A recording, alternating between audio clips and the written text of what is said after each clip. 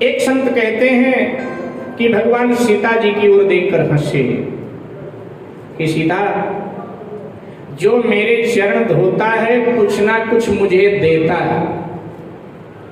सबसे पहले राजा बलि ने मेरे चरण धोए, उन्होंने मुझे पृथ्वी दिया। फिर आपके पिता ने मेरे चरण धोए, उन्होंने तुमको दे दिया। अब तीसरी बार मेरा चरण केवट धोने जा रहा है, लेकिन ये देगा कुछ नहीं, ये तो मुफ्त में धोएगा। बता धुलवाऊं या ना धुलवाऊं? तो दूसरा अभिप्राय महात्मा लोग देते हैं कि भगवान विनोद के विचार हैं। भगवान सिया जी से विनोद कर रहे हैं, क्योंकि भगवान हंस रहे थे, सिया जी हंस नहीं रही थी। भगवान चाहते हैं कि सिया और लक्ष्मण भी हंसे, तो विनोद कर रहे थे सीता जी से कि जो मेरे चरण धोता है ना, वो मुझे स्त्री ही देता है। सबसे पहले राजा बलि ने मेरा चरण धोया, उन्होंने पृथ्वी दिया, पृथ्वी स्त्री। फिर आपके पिता ने मेरा चरण धोया, उन्होंने आपको दिया, आप स्त्री। अब ये केवट भी मेरे चरण धोना चाहता है, और चरण धोने के बाद में अगर ये भी कोई स्त्री हमको दे दे तो सौतिया डाह में मेरे साथ झगड़ा मत करना, थोड़ा अपने साथ एडजस्ट कर लेना। तो ये विनोद कर रहे हैं लोग। तो तीसरा अभिप्राय महात्मा लोग देते हैं कि नहीं, आगे गोस्वामी जी कहते हैं चितई जानकी, फिर कहते हैं लखन तन, माने सीता जी की ओर देखा और फिर लक्ष्मण की ओर देखकर हंसे। तो लक्ष्मण जी की ओर देखकर क्यों हंसे? तो पौराणिक कथा है, आपने पढ़ी होगी कि बचपन से ही लक्ष्मण जी भगवान श्री राम से प्रेम करते थे। लक्ष्मण जी कभी सुमित्रा अम्बा के अंक में नहीं सोए, बल्कि लक्ष्मण जी हमेशा भगवान श्री राम के चरणों में सोते थे। उनके चरण, दाहिने चरण का अंगूठा लक्ष्मण जी के मुंह में डाल दिया जाता था। लक्ष्मण जी चूसते रहते थे और सोते रहते थे। राम जी करवट बदले, अंगूठा उनके मुंह से निकल जाए तो रो रो कर सारे राज परिवार को जगाते थे। तो भगवान के दाहिने चरण का अंगूठा फिर लक्ष्मण के मुंह में डालना पड़ता था, तो नींद आती थी। आज भगवान को बचपन की बात याद आई, जब केवट दोनों चरण धोने की बात कर रहा है, तो लक्ष्मण जी की ओर देखकर भगवान हंसे कि बचपन में एक अंगूठे के पीछे रो रो करके सारे राज परिवार को तू जगाता था, और आज केवट दोनों चरण धोना चाहता है, बता दूं या ना? इसलिए हंसे। तो चौथा अभिप्राय महात्मा लोग देते हैं कि ये भगवान की हंसी सामूहिक है। सीता लक्ष्मण दोनों की ओर देखकर हंसे। वो दोनों की ओर देखकर क्यों हंसे? तो महात्मा लोग बताते हैं कि ब्याह से पहले भगवान के दोनों चरणों की सेवा लक्ष्मण जी करते थे। अब जब विवाह हो गया तो सीता जी चरणों की सेवा करने लगी।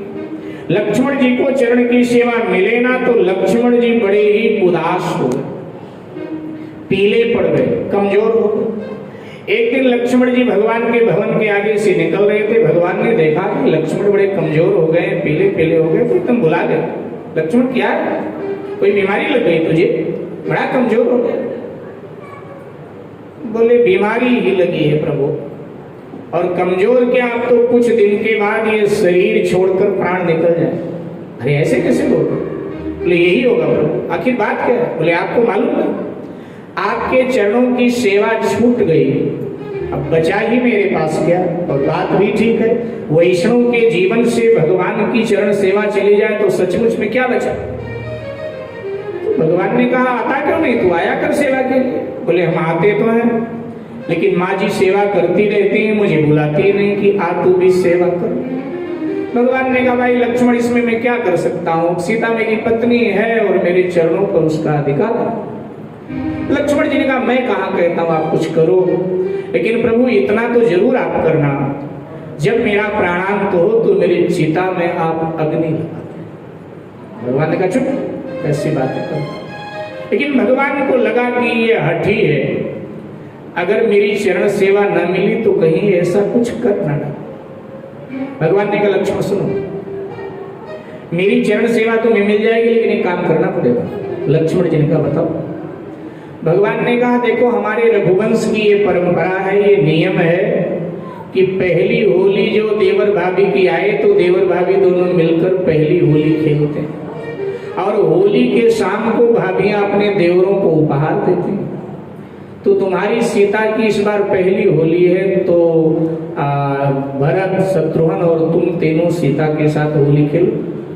और होली के शाम को जब सीता भेंट उपहार लेकर बैठे और कहे कि भाई क्या चाहिए, तब तू कह देना भगवान के चरण चाहिए, तुझे मेरे चरण मिल जाएंगे, मुझे बीच में आना नहीं पड़ेगा, तेरा काम हो जाएगा। लेकिन कहीं बता मत देना कि भगवान ने सिखाया है, तो हमारे घर में बखेड़ा खड़ा करे।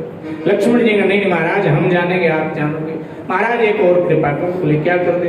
बोले जैसे आपने कृपा पूर्वक उपाय बताया है, ऐसे कृपा पूर्वक जल्दी होली भी बुलाए दो। भगवान ने कहा तो बावला हो गया, होली तो अपने समय पे आएगी, ये थोड़ा जब मर्जी तो होली आ जाती है। अब लक्ष्मण जी महाराज माला लेकर प्रतीक्षा करने बैठ गए, होली आए होली आए होली आए।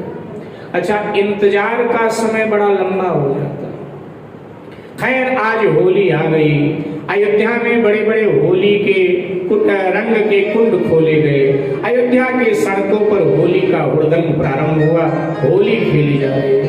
अब होली खेलते खेलते शाम हो गई। दशरथ जी ने कहा सीता जी से, बेटी अब अपने देवरों को उपहार दो। तो सब भेंट उपहार लेकर माँ जी बैठ गई और बुलाया, आओ आओ भैया आओ उपहार दो। सबसे पहले भरत जी गए, प्रणाम किया। भरत जी से पूछा, भैया क्या चाहिए आपको उपहार में?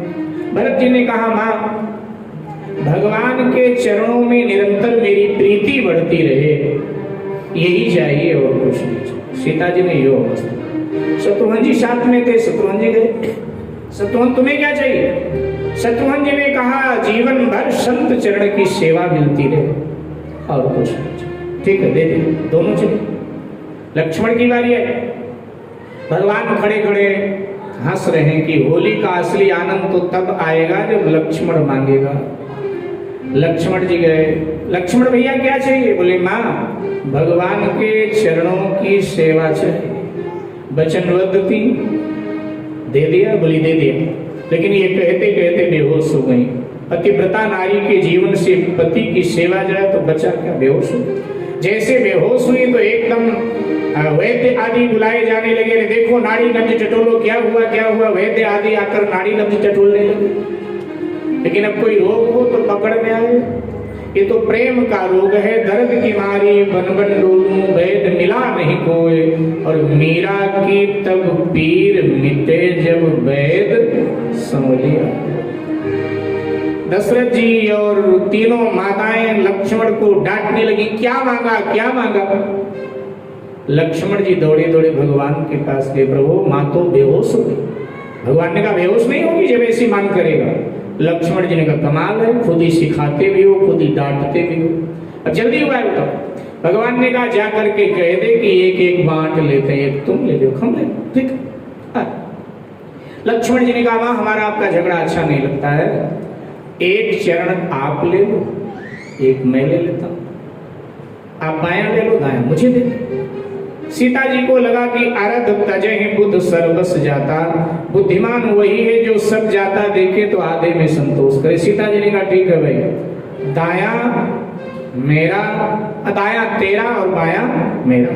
आज भगवान को पुरानी बात याद आई, दोनों की तरफ देखकर हंसे कि तुम देवर भाभी अवध में एक एक चरण को लेकर झगड़ते थे और यहाँ देखो दोनों चरण की वट मांग रहा है, दोनों की नहीं चल रही है। तो इसलिए भगवान हंसे और हंस करके भगवान ने कह दिया, कृपा सिंधु बोले मुस्काई, स्वयं कर जेहि